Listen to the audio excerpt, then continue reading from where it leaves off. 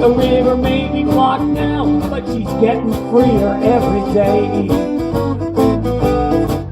Some are slow, some are fast, fast, slow, fast. Up and down the river, swimming on, swimming all along the way. The river may be blocked now, but she's getting freer every day. For a younger one, fully grown, mature females can be up to 5 feet long, living in the Susquehanna River, almost as tall as I am, which isn't saying too much. But our American eels are native to our watershed, meaning they've been found here naturally for thousands of years.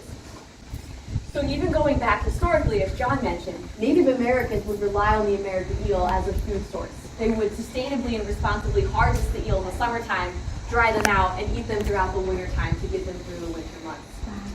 Now, they even taught that practice to the first settlers, and then into the early 1900s, it was not uncommon around here to have eel on your dinner plate. Has anyone ever tried eel before? Maybe in like sushi? Yeah, I have as well. So back in the day, it was pretty popular around here actually to be consuming it. But then starting in the 1950s, a little bit before then even, our American eel numbers started to drop very quickly. Does anyone have an idea why fish populations would dramatically drop in population? Overfishing? Exactly, overfishing and overharvesting. We were taking too many eels out and they could not reproduce fast enough. Something else also happened in addition to overfishing, and that was the introduction of dams on the Susquehanna River. Does anyone have a guess how many dams there are on the Susquehanna River in its entirety? Less than 100. Want to take a guess? 78. You're very close, around 60. Around 60 dams, very good. So this is important for the American eel because they actually begin their life out in the ocean in the Sargasso Sea. That's where the eggs are laid. But as they grow and get larger, they migrate to freshwater in the Susquehanna River right in our watershed. Now when they reach the Chesapeake Bay where the fresh and the saltwater meet, they're only about this big. They're still pretty small. So if you're a small eel and you are migrating into the Susquehanna, what's going to happen when you find a large dam? Do you think you can cross it? Not really, especially if it's a hydroelectric dam with turbines. That can be very dangerous for the eels. So that combined with the overfishing is why the numbers have declined, even though they used to be so popular here. So scientists have tried to create ways to help our eels regain their numbers, and one of those is helping to get the eels over the dam. Has anyone ever heard of an eel ladder or an eel lift? Yeah. Maybe a fish lift for salmon or shad before? That's what they have created to help the eels go up and over the dam. It's just like a long metal slide covered in water.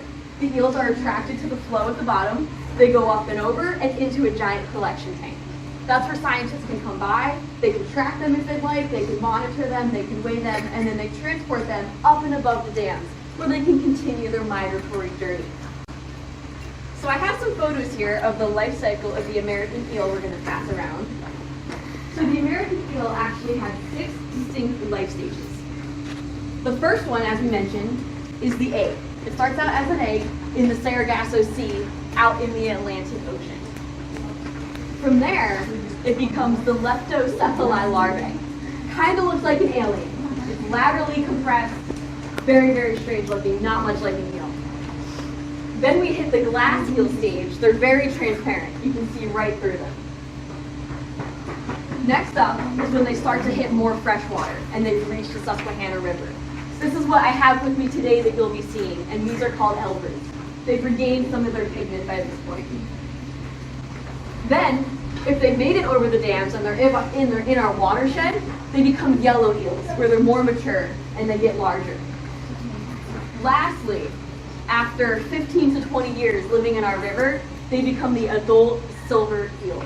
This is where the female can get very large. Now, at this stage, once they reach maturity and they can reproduce, their instincts kick back in. They swim out of the Susquehanna back towards the ocean, where they lay their eggs to complete their life cycle. So just like John asked us about the river, why do we care? Why do we care about eels? I mean, they're cool looking, right? They're unique, but why do we care?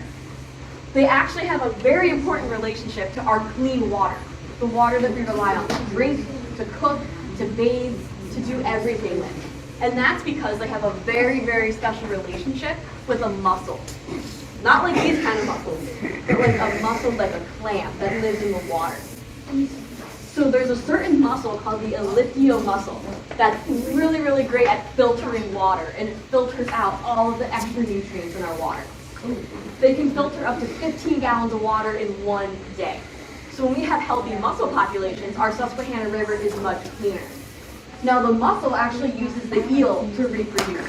It actually tricks the eel into thinking that it's a piece of food to eat. When the eel comes by, the mussel can release its larvae, and they attach to the gills of the American eel. This is harmless for the eel, but it's a safe place for the larvae to grow and to then be transported to a new area. And once they're big enough, they fall off, they go into the sediment, and they become a new mussel population.